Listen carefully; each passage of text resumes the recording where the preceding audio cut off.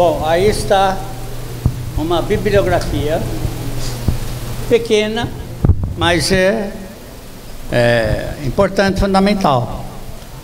Livro do Grave. Quem vai tirar cópia do PowerPoint, não precisa anotar. Quem não quiser pode. Tem também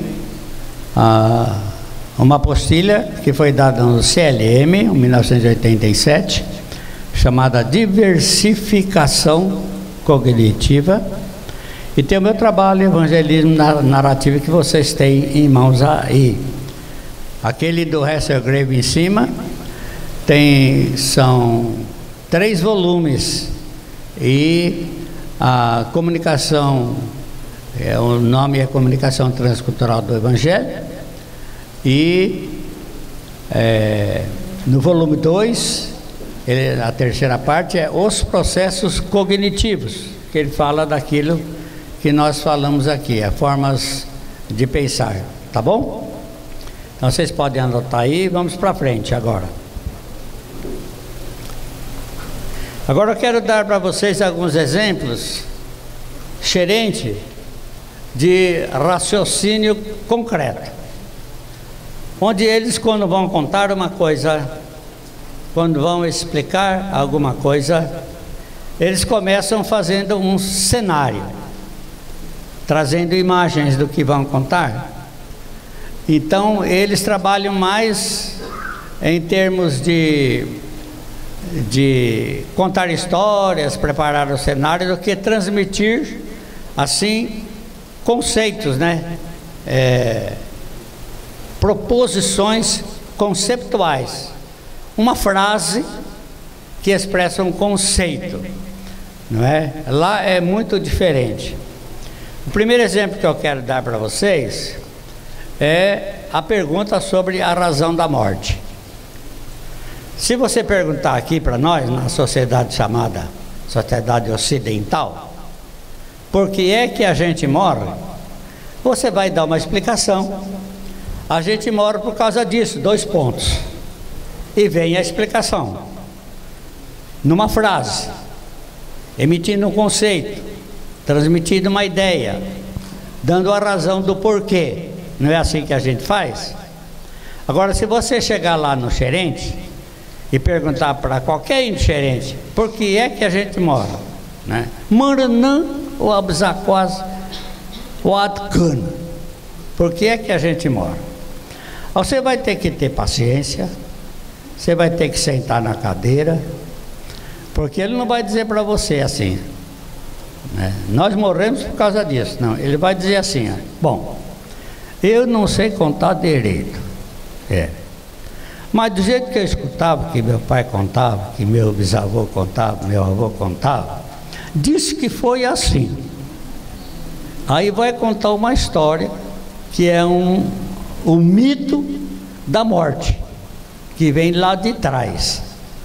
Por que a gente morre, né? Então ele vai contar.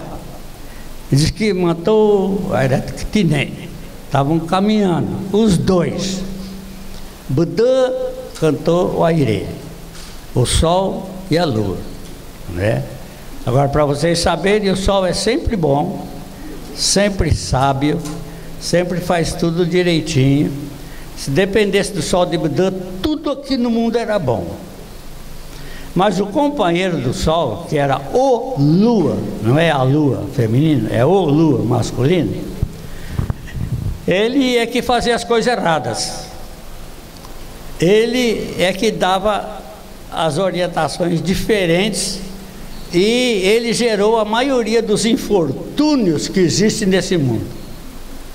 A maioria das coisas ruins que tem nesse mundo foi o companheiro do sol, o lua, o aire, que foi culpado, porque deu a sugestão ao contrário do que o sol tinha dado.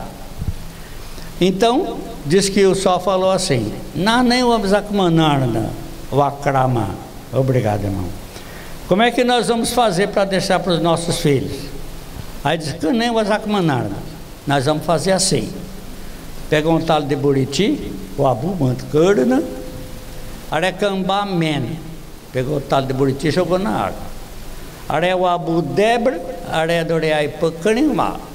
O tal de Buriti entrou na água, né? Emergiu e logo submergiu, voltou à tona. Canenzarrão, o Acramanco. É assim que vai ser para os nossos filhos. Nossos filhos vão morrer, já estou, né? Aré já estou aí por no cripto, aí vão viver outra vez, né? Que bom que seria, né? Se tivesse sido assim, né? Esse é o pensamento de Buda. Aí o Lua, companheiro, Aré, canem com ninguém. Não, assim não é bom não. Tocando o acrasar e muito se crê desse jeito, nossos filhos vão aumentar muito na terra. Preocupação com a explosão demográfica. Não é?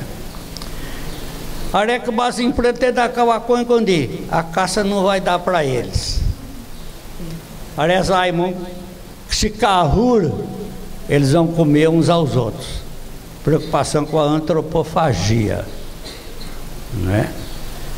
Então, quando as pessoas perguntam para mim se o xerente era antropófago, eu costumo dizer, não, antropófago xerente não era, mas que eles tinham medo da antropofagia, eles tinham, né?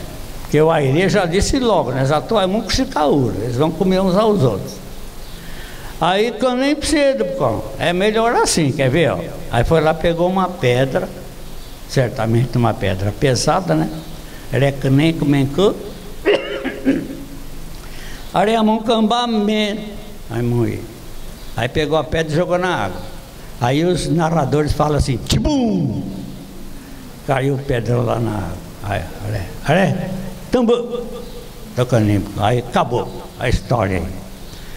É assim que a gente morre, né? Então a explicação da razão do ser humano morrer, não viver aqui na Terra sempre, está contida em uma das lendas da mitologia xerente, não é?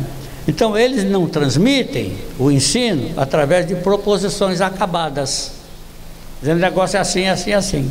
Conta uma história.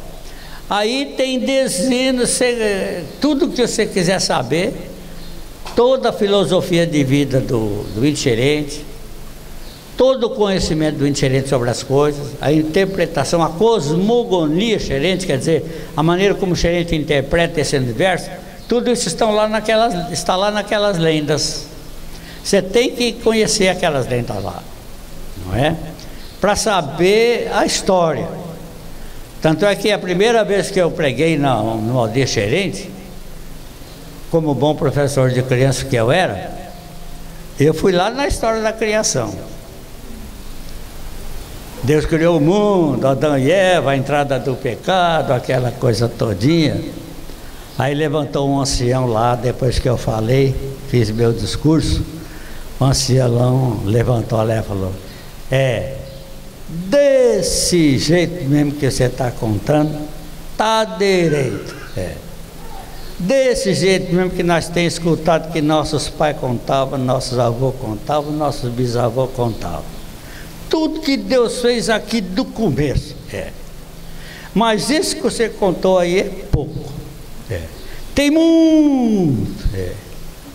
Se você ficar aqui mais um negócio de 3 anos para 4 anos, para 5 anos, aí que você vai ficar sabendo direitinho como é que foi tudo do começo.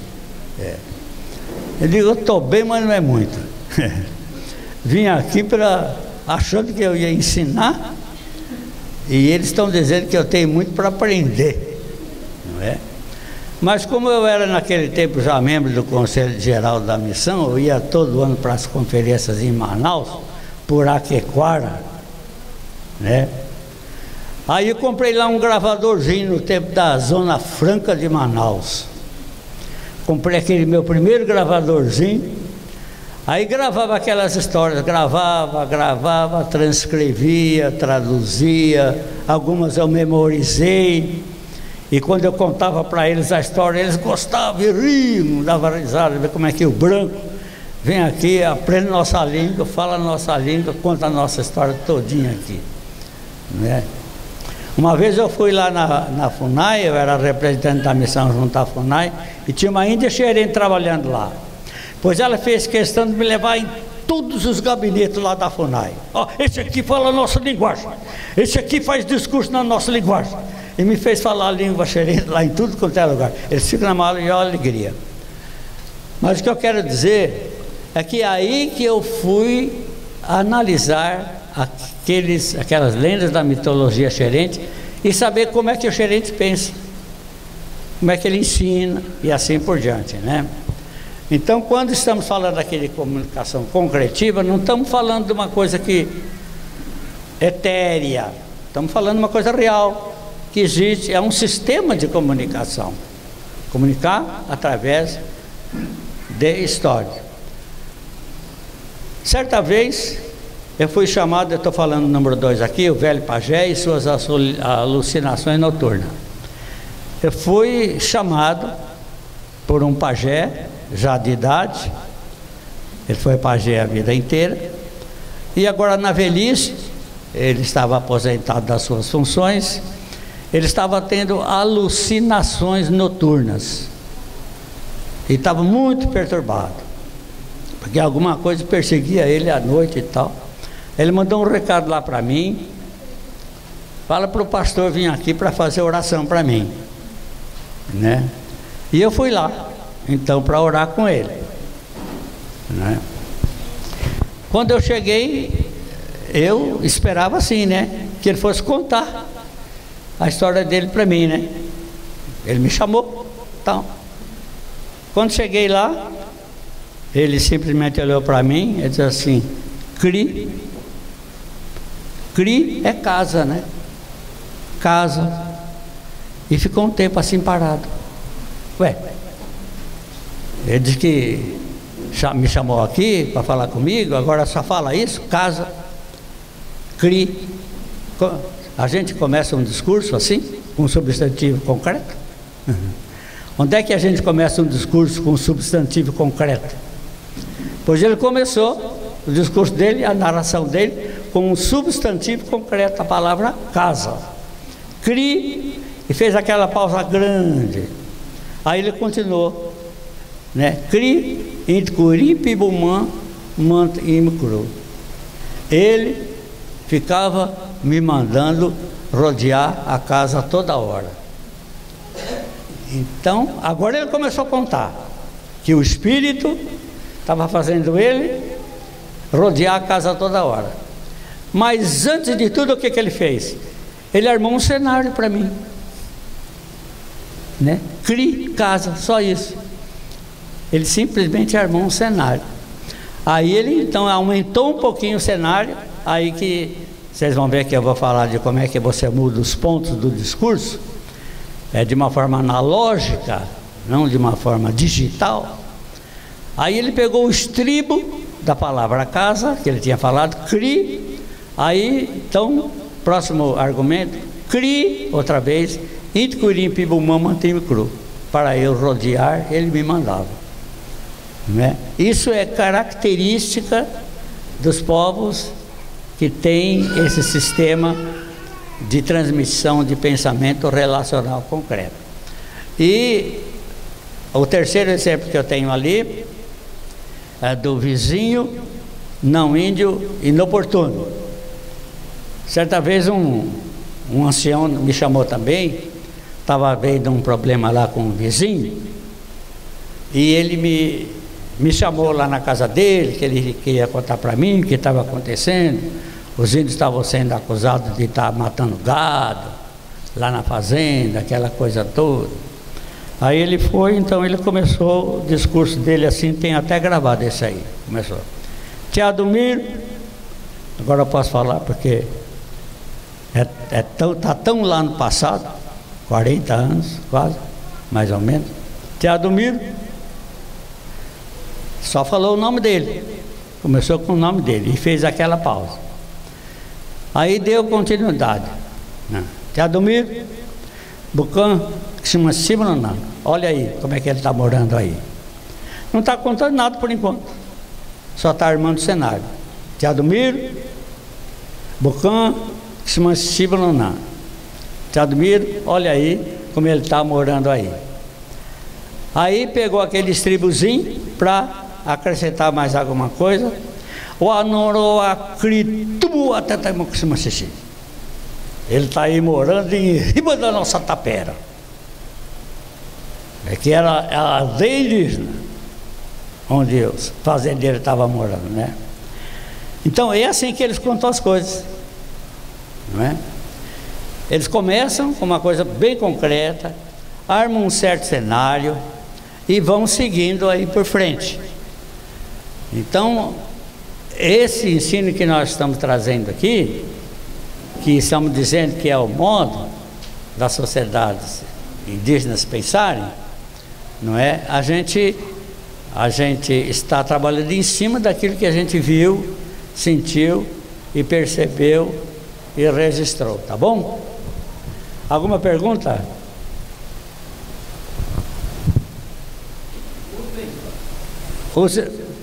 Vamos? Aqui? Não. Nossos irmãos indígenas, vocês teriam alguma coisa para dizer? Eu perguntaria aí na língua xerene. Vocês pegaram bem? Desculpe. Será que é assim mesmo? Ou lá na cultura de vocês é diferente? Ou vocês começam lá assim, quando vocês vão fazer discurso, vocês começam assim: meus senhores e minhas senhoras. É assim? Não.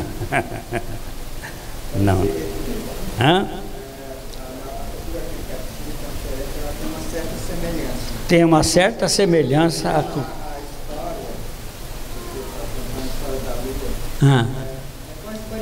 quase parecida, né? Porque Crincati é G, né? Timbira é G e o Xerente é G também. Então vocês são da mesma família G, tem muita semelhança lá, né? Muito bem. Ok.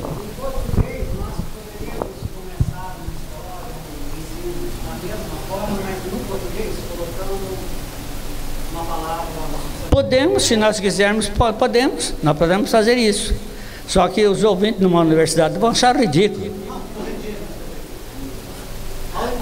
Exatamente. Com toda certeza. Com toda certeza. Se você não sabe a língua indígena, vai falar em português, muito mais você deve fazer desse jeito. Começar por aí. Começar pelo jeito deles. Aí vai.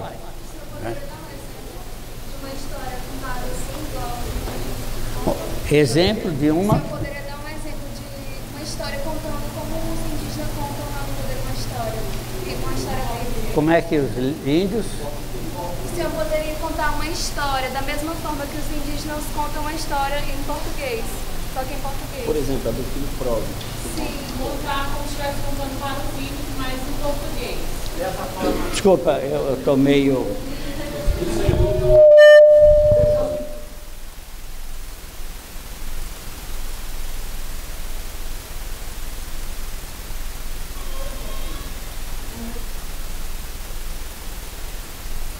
Ainda não peguei. Eles estão querendo que o senhor contasse uma história da forma indígena, mas falando em português. Mas da forma indígena, mas. Bom, diz que o Deus, Jesus, que eles chamam, Jesus, o Sol, diz que quando andou aqui muito, e fez muita coisa, e ele ofereceu muita coisa para nós, para o índio, né? E o índio não quis, né? E ofereceu, chamou lá no mato, tocou borá, tocou borá, e o índio foi lá pro mato, né? E o Deus, né? Budu, falou assim: aqui, estou aqui para experimentar vocês. Se vocês quiserem, está aqui. Aí, diz que tinha uma manada de gado muito grande. lá. Aí ele falou, isso aqui é para vocês aqui, manada de gado aqui, para vocês. Aí disse que o índio chegou perto assim, sentiu o cheiro, né? Não, esse aqui nós não quer não, esse aqui nós não quer não. Desculpa, é fedido demais, é catingueiro demais, né? Se fosse porco queixado, aí nós aceitava, né? Que nem passar parte desse, né? Que é o porco do mato, né? Porco queixado. Tá bom. Aí diz que agora chamou, então, outra vez, no outro dia tocou borá, né?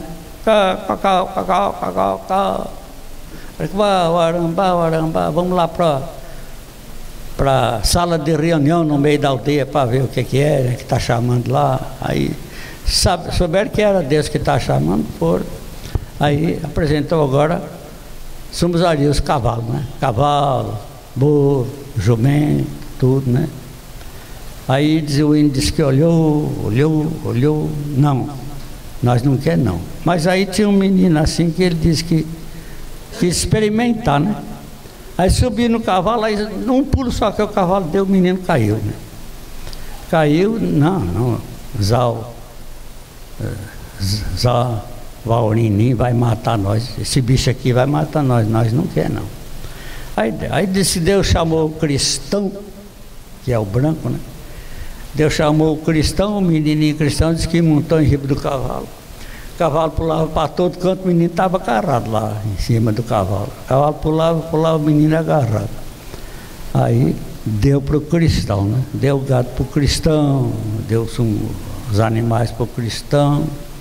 Aí tem o assunto da roupa também, que tinha um lugar lá cheio de roupa, né? Que chamou o índio para ir lá. Mas quando o índio estava pegando o caminho assim, disse que apareceu um branco na encruzilhada do caminho e falou, não, é por aqui o caminho, é aqui, ó. Aí o índio pegou o caminho assim longe, né?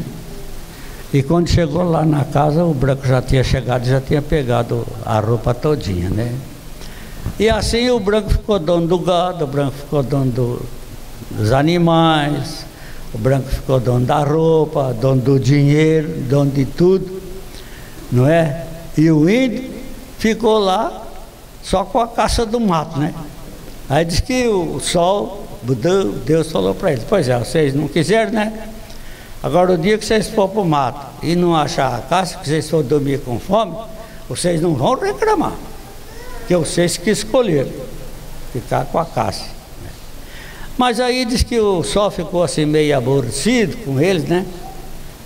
Que tudo que ofereceu não quiseram. Aí o senhor resolveu que não ia mais ficar aqui não, que ele morava assim afastadinho da aldeia, mas era perto, morava com o Lua lá, tinha a casinha dele, e a aldeia era aqui, né, que morava os índios, e ele vinha sempre aqui, estava sempre no meio dos índios, os índios lá, tudo e tal, vivia aqui, e era tudo bom naquele tempo, não tem doença, não tem sofrimento, não tem nada, era o tempo que eles chamam a era mitológica, a era áurea, paradisíaca. Era tão bom que nem branco não tinha, né? Nem branco não tinha. Aí Deus ficou assim meio aborrecido e resolveu subir para instalar lá na abóbada celeste, né? Como de fato um dia ele chamou os índios todos, né? Para se reunir, para que agora ele ia subir. Aí os índios reuniram e cantaram, né? Cantaram a música que na língua eles chamam de Danemo Manhanda não Cresé, o cântico da subida, né? Agora não dá para falar em português.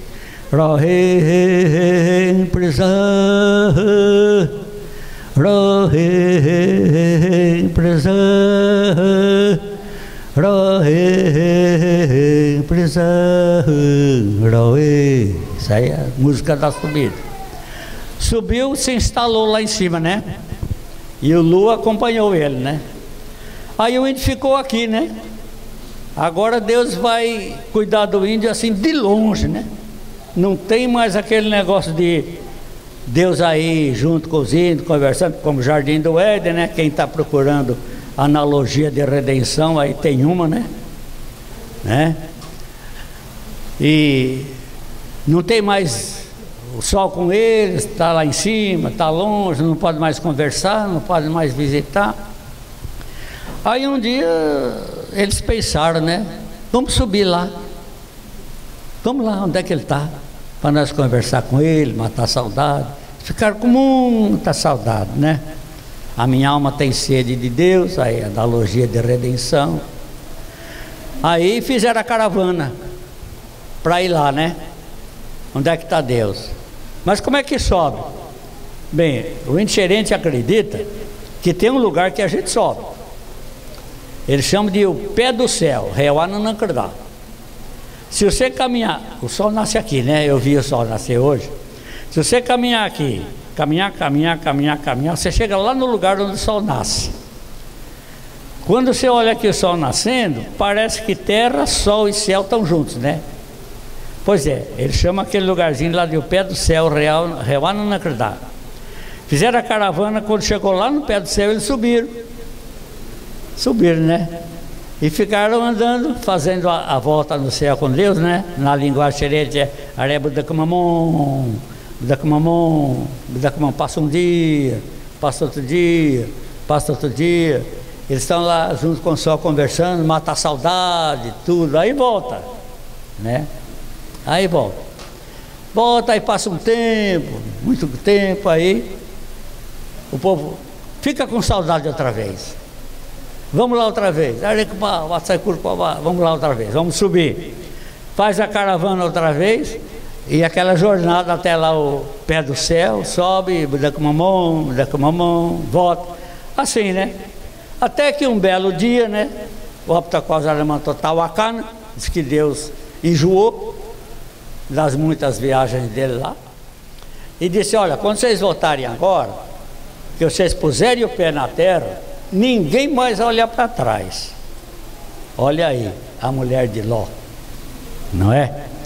Ninguém olha para trás. Vocês botam o pé na terra e vão direto para a aldeia, vão para casa. Aí quem está narrando, o narrador, ele disse: Are, com espócripton cutábado, não é? Com espócripton cutábado. O ainda é teimoso, o ainda é desobediente, não é? Aí o que aconteceu? Na hora que puseram o pé no chão, todo mundo olhou para trás. E o que eles viram lá? Areca poreta número 1, estava lá deitado o mar, o oceano, que não tinha. Então o sol agora não nasce mais ali no pé da terra, vai nascer lá do outro lado do mar. O índio xerete não era canoeiro, não sabia fazer canoa, então o caminho para o céu estava fechado. Olha uma analogia bíblica aí, analogia da redenção do Dona Richard, naquele livro Totem da Paz, o Fator Melquisedeque, não é isso? Então o caminho estava fechado, nunca mais eles foram. Aí eu me lembro de uma índia bem idosa, quando eu estava na aldeia e eles contando essa lenda lá, eu sentadinho, escutando, né? Quando chegou naquela hora que os índios olharam para trás, ela diz assim: eita, mas o índio é besta mesmo, falando em português. Não sei por que foi olhar para trás. Se não tivesse olhado para trás, até hoje nós estávamos subindo lá para ver nosso Pai Grande, até hoje. E eu ponho essa história aí lá no meu artigo chamado O Messianismo Existencial Xerente. Não é messianismo histórico, lá não tem nenhum líder com cerimônia religiosa, assim, né? Mas aquele sentimento de que uma coisa boa que tinha foi perdida e ficou um vazio. Agora o Evangelho está suprindo esse vazio aí, porque a gente apresenta Jesus que abriu um novo caminho, amém? E se quiser a gente vai lá no Apocalipse e o mar não mais existe, não é?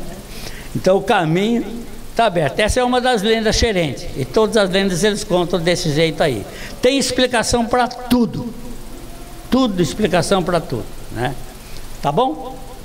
Então, mas esse é o jeito deles então.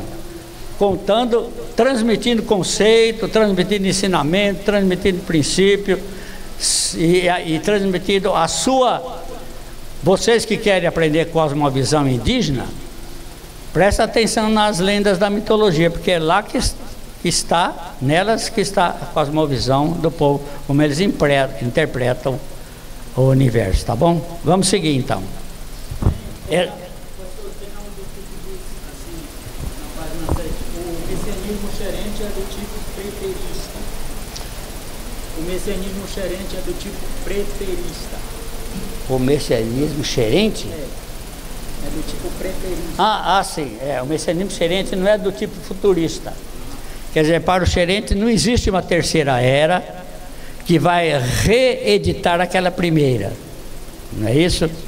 O messianismo, porque a cosmovisão do xerente é linear, voltada para trás. O xerente vive não de costas para o passado e de frente para o futuro, com expectativas de como vai ser o futuro dele. Para o xerente, ele não está pensando em futuro. Ele olha para o passado, venera os anciãos do passado, venera a sua cultura do passado, e a grande realização do xerente é realizar hoje, não é? Os valores do passado. Então a cosmovisão dele está voltada para o passado. Tem palavras quase mágicas referentes aos passados. Por exemplo, ensinando a acreditar do começo. Quando o índio fala assim, né? Ensinando que está Raui, a Roma comandando, em toque está Norim, criou o Mascumo, não? O Azai Mascu. Eu vou contar para vocês as coisas que os nossos anciãos contavam do passado. Ele quase que está falando para você. Eu vou contar para você a Bíblia xerente. Como é que é a Bíblia xerente? Aquilo que ensina todas as origens, todas as coisas. Então eles veneram o passado. Tem uma cerimônia que chama-se Da Simpi, que eles fazem todo ano. Se pinta, cerimônia mais importante. Da Simpi significa tornar-nos bons, quer dizer, entrarmos no bem. E as cerimônias se constituem de você reeditar todos os valores passados, não é? Então ele tem um messianismo voltado para o passado e não voltado. Os Guarani, Guajajara é Guarani, não é? É Guarani? Os Guarani são futuristas. Eles acreditam que existe uma terra chamada Terra Sem Males, não é? Então o Guarani está sempre fazendo migração de um lugar para o outro. Primeiro do litoral, que eles eram litorâneos, para o interior do país. Agora do interior do país para o litoral de volta, sempre procurando a terra sem males, né? Então eles estão olhando para frente, onde está a terra sem males? Então ele fala, o xerente não, o xerente é fatalista. Tudo era bom, aconteceu alguma coisa, ficou ruim, e ruim fica até o fim, não tem resgate, não tem restauração.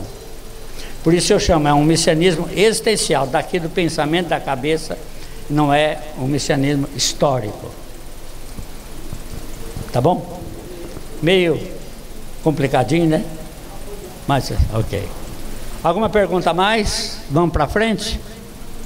Então, exemplos do raciocínio concreto da história xerente está aí.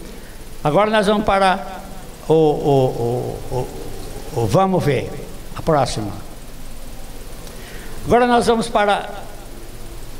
Está todo mundo bem? Vamos levantar um pouquinho e tornar a sentar? Precisamos ler, agora, não precisamos ler os versículos, são histórias bem conhecidas. É só para a gente refletir sobre elas. Aí vocês vão ter o texto aí se vocês quiserem. Veja bem, exemplos bíblicos de comunicação concretiva. Ninguém está falando aqui de coisa que está aí voando no ar. Estamos falando de coisas concretas, não é isso? Primeiro, Jeremias e o vasoleiro. Deus chegou a Jeremias e falou assim: desce à casa do oleiro. Nenhuma mensagem, nenhuma ideia, nenhum conceito, simplesmente desce à casa do oleiro. O que ele estava fazendo? Estava levando Jeremias para um cenário bem conhecido, a olaria e o modo como o oleiro fazia o seu vaso. Jeremias foi lá, o oleiro estava fazendo o vaso quebrou na mão do oleiro, o oleiro pegou a massa ali quebrada, tornou a amassar o barro, né? E fez um novo vaso. Depois que o Jeremias viu com os olhos dele aquele acontecimento, o que Deus falou para Jeremias? Assim também farei com a casa de Israel. Né? Uma mensagem, né, inteiramente concretiva. Levou Jeremias para ver a coisa lá e dizer: assim farei com a casa de Israel. Né? Primeiro o concreto, depois o conceito, depois o ensino, depois o ensinamento. Outro exemplo, o vale de ossos secos. O profeta vai lá e vê um vale cheio de ossos secos. Deus não está dizendo nada por enquanto. De repente, não é? Aqueles ossos ganham espírito e se tornam ossos vivos, não é? O profeta fica admirado como é que esses ossos secos aí tomaram vida desse jeito, né? E Deus falou para ele: assim farei com a casa de Israel. Eu vou vivificar a casa de Israel, que para mim está parecendo como ossos secos. Às vezes Deus olha para a igreja está parecendo assim como ossos secos, né? Mas por isso que Ele mandou o Espírito Santo, para pôr vida nesses ossos secos e nós nos tornarmos vivos para Deus. Amém? Mas a imagem primeiro, o cenário primeiro, depois a mensagem, depois o ensinamento. O terceiro é um exemplo que você diria assim: se fosse uma lenda indígena, você ia dizer: não acredito. Eu não acredito que Deus mandou um profeta se casar com uma meretriz. Não acredito que Deus mandou um profeta casar com uma prostituta. Não acredito que Deus mandou um profeta casar com uma mulher adúltera. Mas a dor de Deus era tão grande por Israel. Deus estava se sentindo traído por Israel. Deus tomou Israel como esposa. Israel deixou o Deus único e verdadeiro Criador do céu e da terra para adorar ídolos. Então Israel traiu, e Deus queria mostrar para o profeta e para a nação de Israel que ele foi traído pela nação de Israel, assim como um homem é traído por uma mulher, ou vice-versa, uma mulher é traída por um homem. Não é?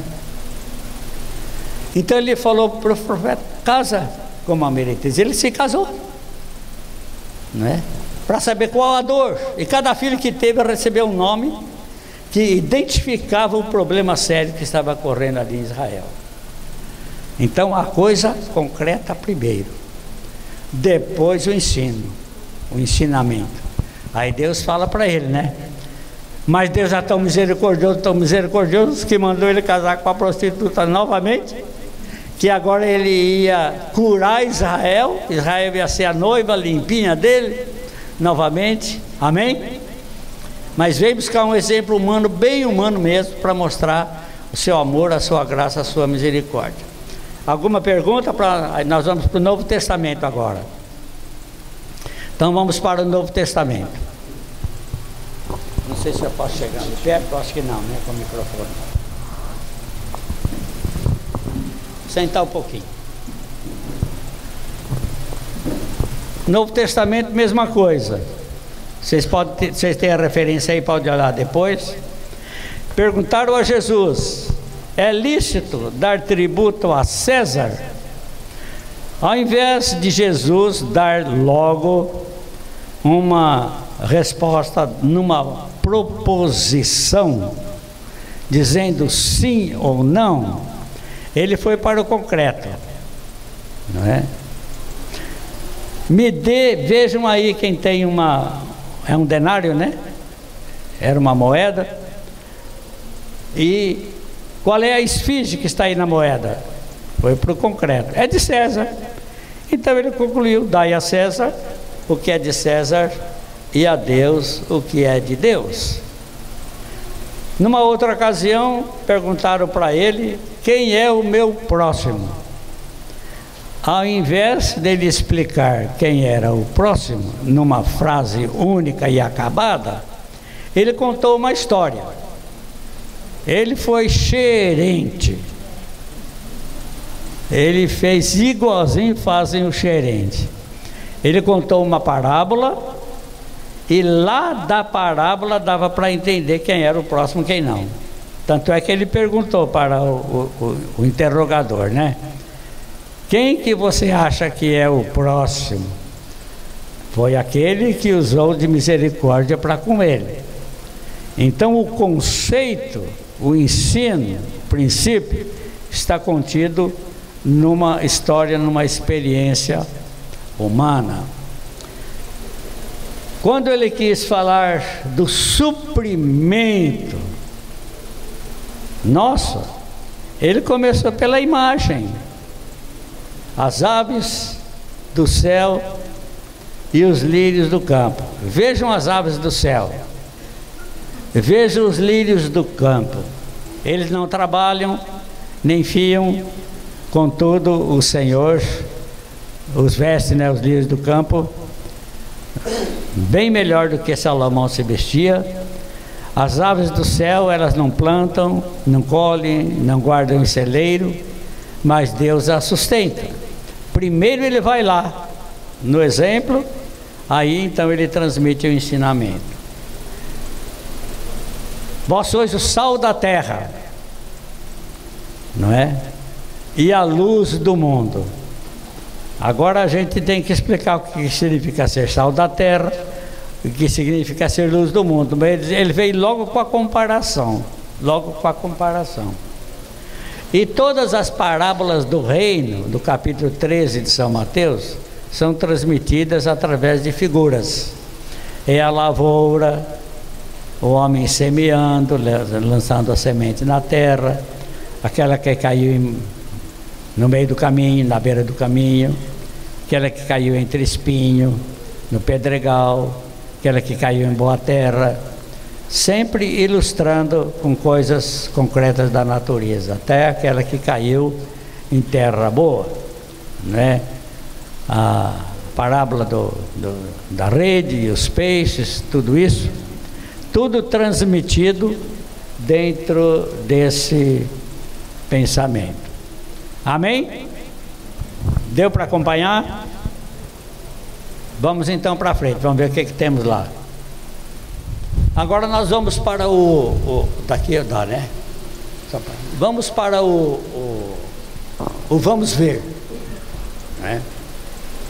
Vocês têm alguma questão, alguma pergunta ou alguma reserva sobre o que nós aprendemos até agora? Comunicação concretiva? Vocês que trabalham com os indígenas acham que esse método de pensamento relacional concreto dá melhor mesmo com os indígenas? Vocês acham que dá para continuar fazendo com o relacionamento com sistema cognitivo, racional, lógico? Tá bom?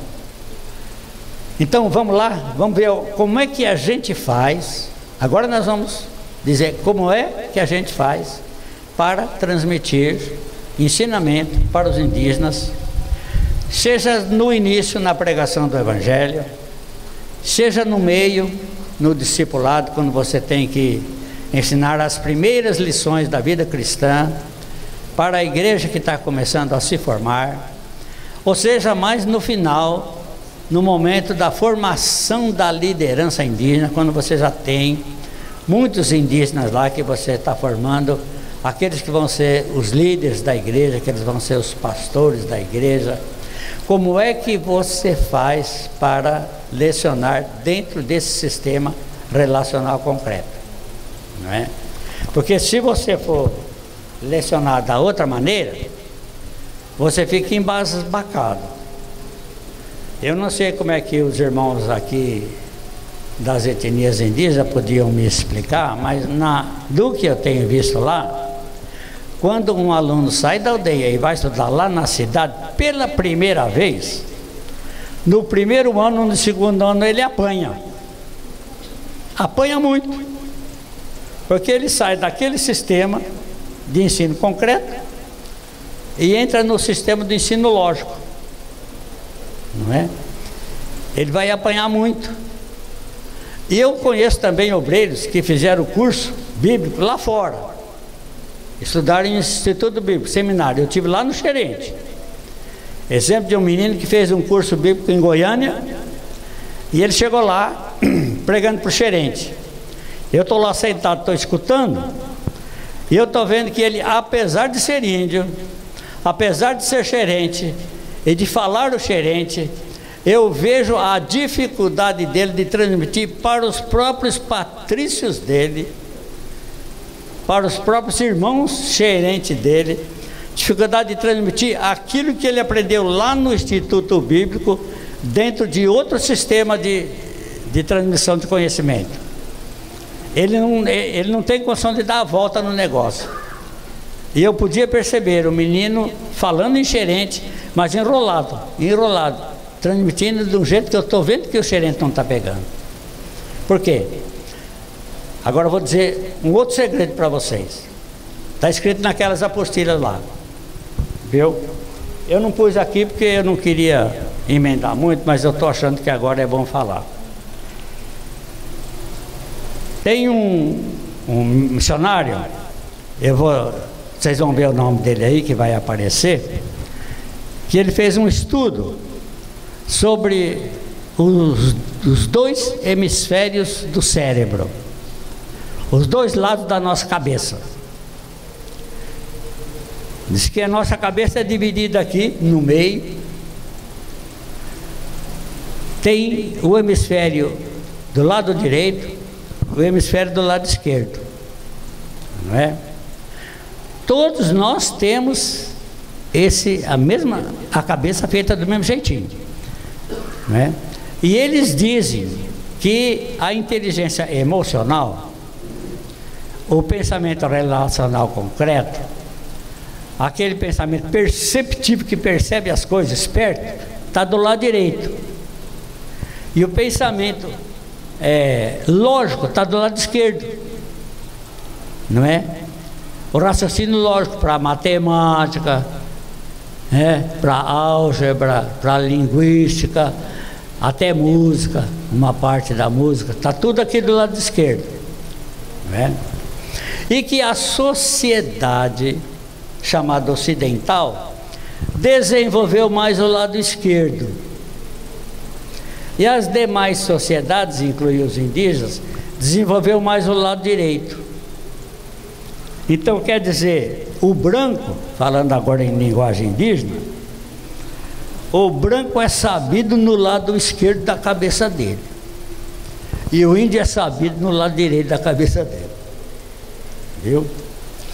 Então por isso que nós, quando nós vamos lá para o meio do índio, nós estamos pensando aqui com o lado esquerdo e não estamos entendendo o indígena que está pensando aqui com o lado direito.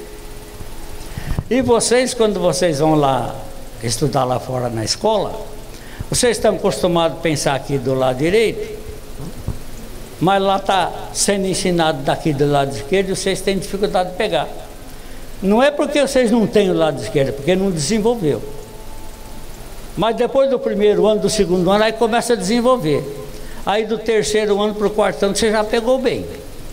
Aí você faz ensino médio, tranquilo, faz faculdade, você consegue.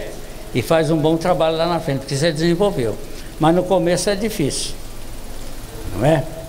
Sim, agora nós estamos falando que, começando pela pregação, pelo discipulado e depois no final pela formação da liderança, como é que nós vamos trabalhar,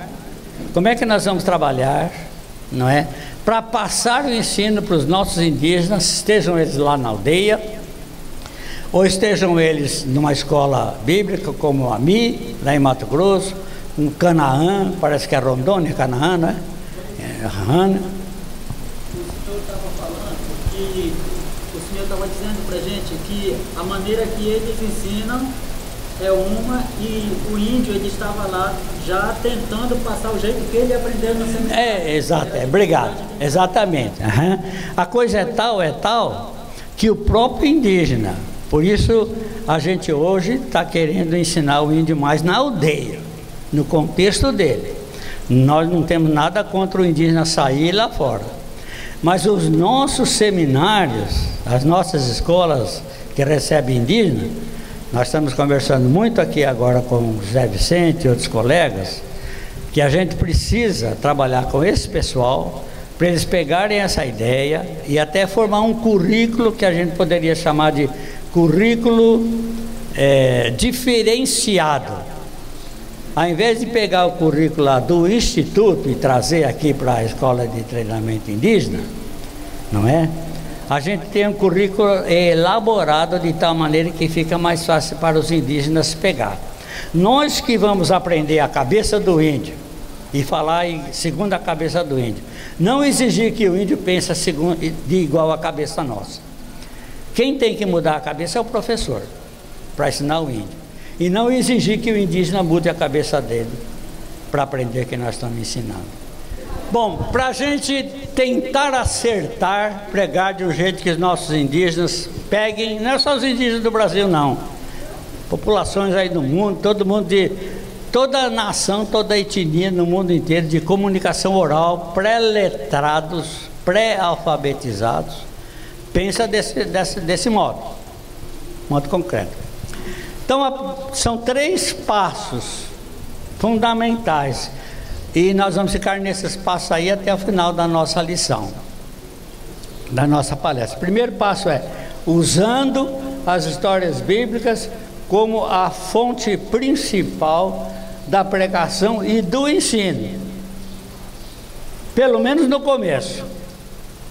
Quer dizer, quando você começar, você tem que começar com as histórias bíblicas, e não é só no começo não, é o tempo todo, porque a história bíblica não é só para a evangelização, é para o discipulado, para o ensino de doutrina, para as verdades da vida cristã, tudo isso, né? E hoje em dia eu quero que vocês saibam que esse método de ensinar através da história, das histórias bíblicas, está sendo universalizado. Nós temos a missão Novas Tribos do Brasil, com material de Trevor, né? Que nosso irmão Carlos fez a exposição ali, está ali a exposição, o ensino cronológico, contando a história bíblica que vai do Gênesis até a história de Jesus, não é isso? Vocês têm o material do Jackson Day, que eu vou mostrar para vocês aí, que é o que eu estou usando hoje, não é preferencialmente, e vocês têm o que a Missão Além está usando hoje através de Exilson Renzetti, lá na Índia, não é? Que é o Own Story, né? Own Story. Estão usando também, exatamente. Então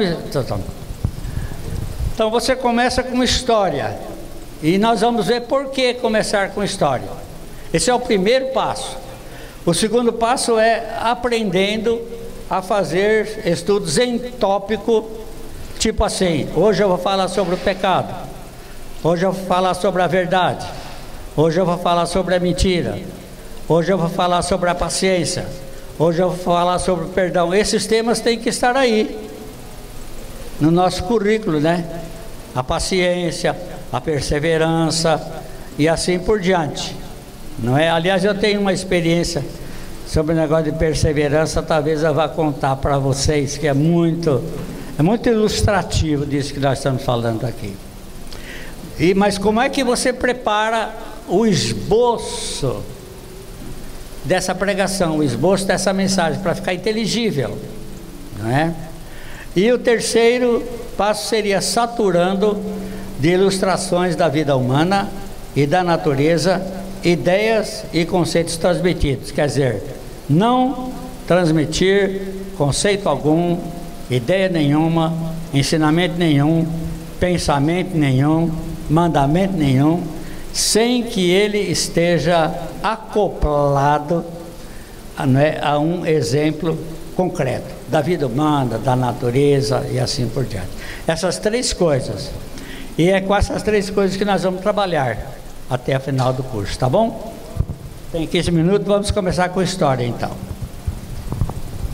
Usando histórias bíblicas como a fonte de conhecimento, de ensino e pregação. Agora a pergunta: por quê? Por que ensinar a história bíblica?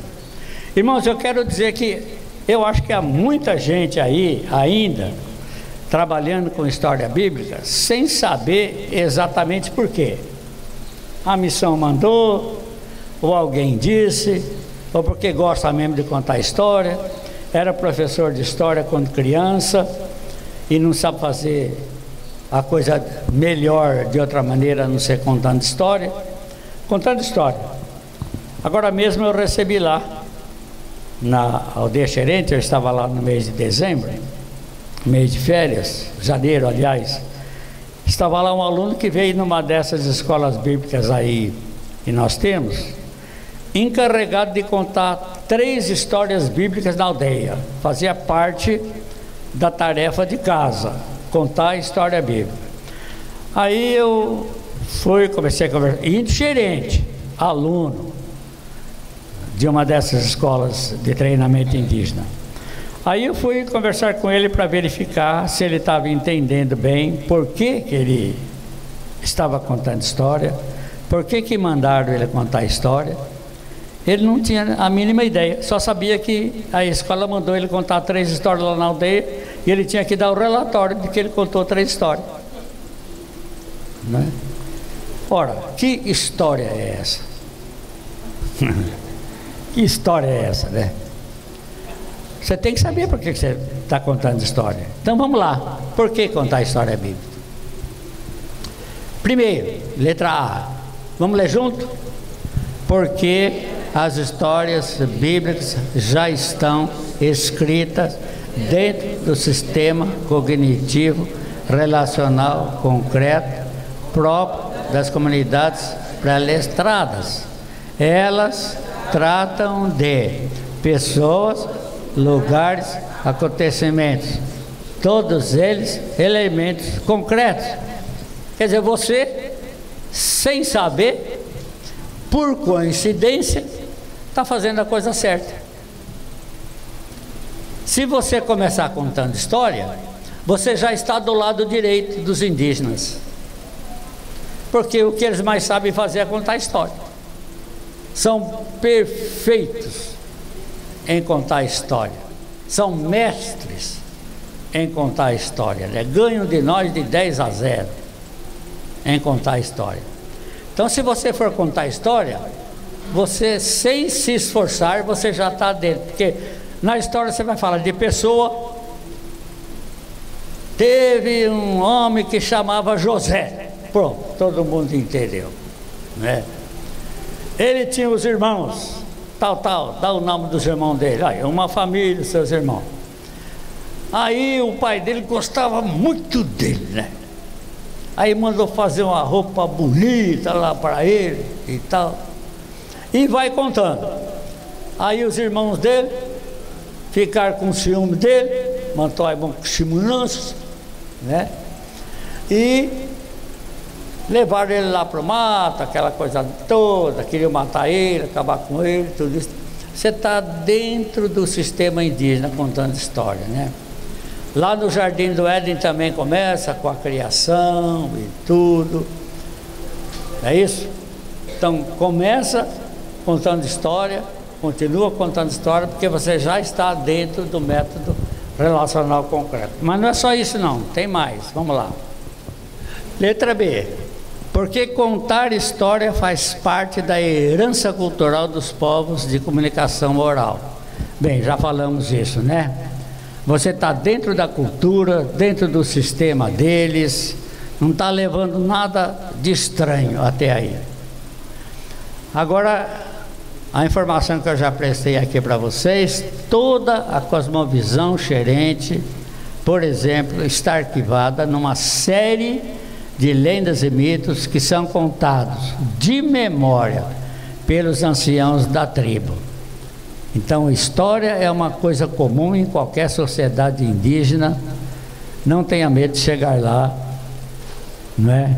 Com um material como esse aqui, cronológico, contando histórias começando de Gênesis. Amém?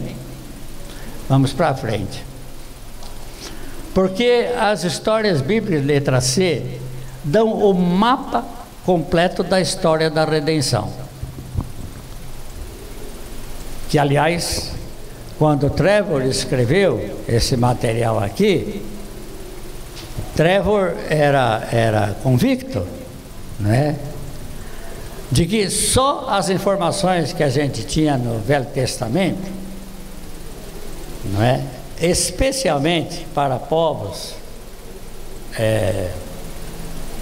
de línguas ágrafas, povos de comunicação oral, melhor dizendo, não era suficiente. Eles precisavam de um alicerce melhor, mais fundamentado.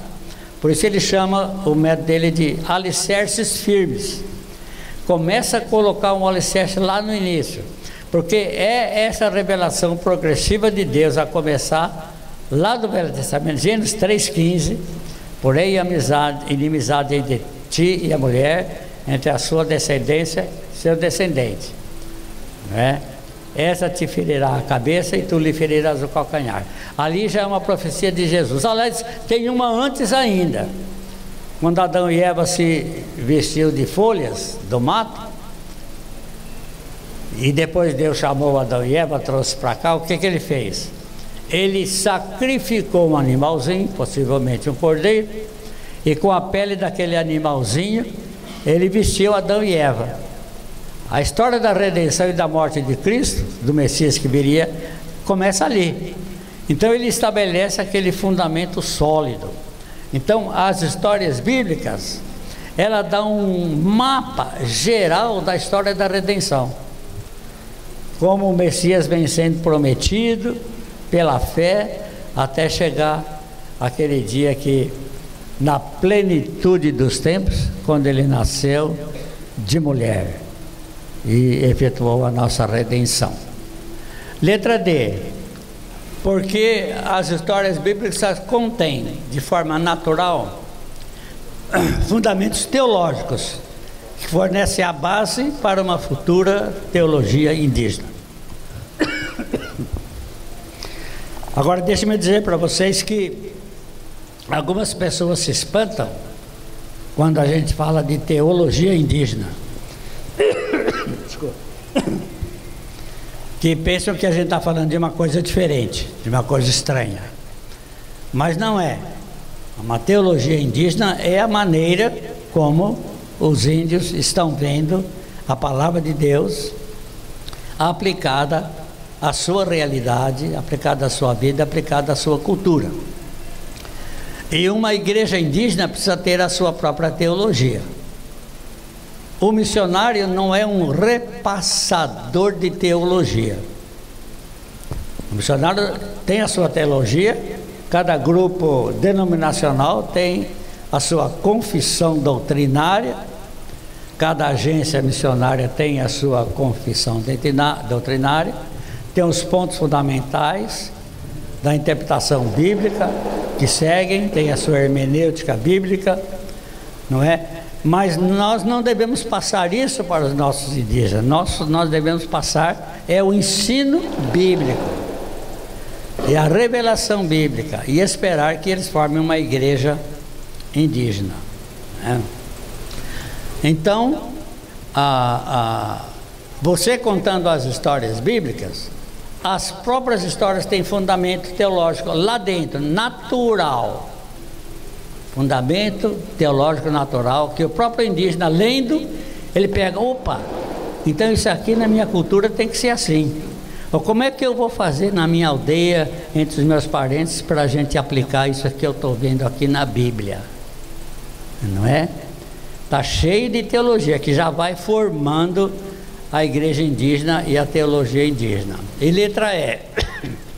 Porque as histórias bíblicas contêm um número extremamente variado de lições para a vida cristã, aplicáveis a qualquer cultura do mundo. Não é? Quer dizer, não há nada que acontece na vida das pessoas no mundo inteiro que a Bíblia não prevê num lugar ou outro. E não há nada escrito na Bíblia do Gênesis ao Apocalipse que não aconteça na sociedade humana em qualquer lugar no mundo. Há uma correspondência entre o que a palavra de Deus diz, não é, e as experiências humanas no campo social, no campo político. Por exemplo, se vocês quiserem achar versículo para os políticos brasileiros, pode comprar um caderno dessa grossura aqui, ó. E vocês vão achar versículos para os políticos brasileiros, né, em tantos lugares da Bíblia. Quiser achar versículo para as questões sociais no Brasil e no mundo, tantos versículos que vocês vão achar. Porque a Bíblia contém ensinamentos aplicáveis à experiência, não é isso? Da vida cristã e da vida geral das pessoas, no mundo inteiro. Então, essa é uma razão de você usar histórias bíblicas, tá certo?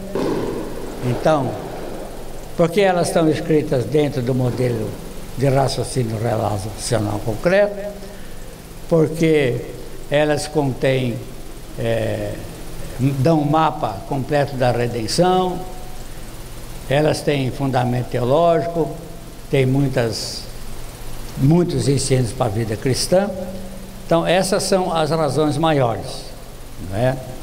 Além daquele material que o Carlos mostrou, eu estou mostrando aqui também um material para vocês, que pode anotar quem não tem. É de Jackson Day.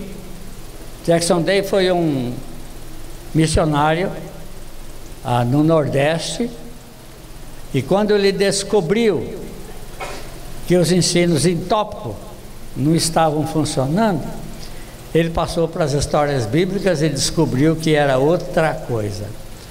Quando ele foi convidado para ser professor na Faculdade Teológica Batista de Brasília, elaborou o material e deu como histórias bíblicas ferramenta para a pregação do Evangelho. Eu fui aluno dele na Faculdade Teológica Batista de Brasília, não é? Então eu estou recomendando esse material aí também. Vocês podem achar nesse site e pode achar também na SOCEP. A SOCEP também publica material de Jackson Day, mas aí vocês têm. Ele tem narrativas bíblicas do Velho Testamento, do Novo Testamento, e tem um livro que é narrativas bíblicas e as doutrinas bíblicas contidas nas narrativas. Você quer ensinar a doutrina? Você vai achar a doutrina lá nas narrativas. É um material excelente também. Tá bom? Pode ser procurado aí. Depois de estudo de tópico, já está dando 5 horas aqui. Tá bom até aí?